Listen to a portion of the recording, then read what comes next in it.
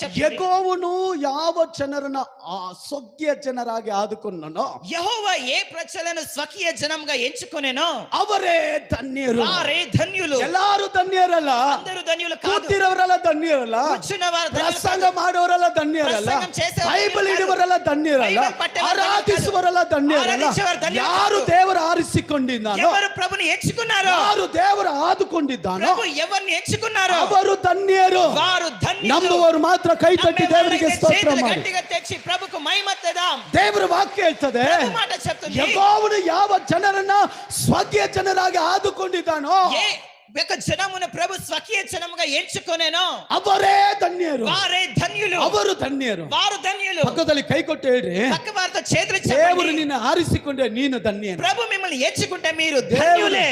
ದೇವರು ನಿಮ್ಮನ್ನು ಆದುಕೊಂಡ್ರೆ ನೀವು ಧನ್ಯರು. ప్రభు మిమ్మల్ని ఎంచుకుంటే మీరే ధన్యులు. హల్లెలూయా. హల్లెలూయా. ಹೆಚ್ಚಿನ ಸಂತೋಷ.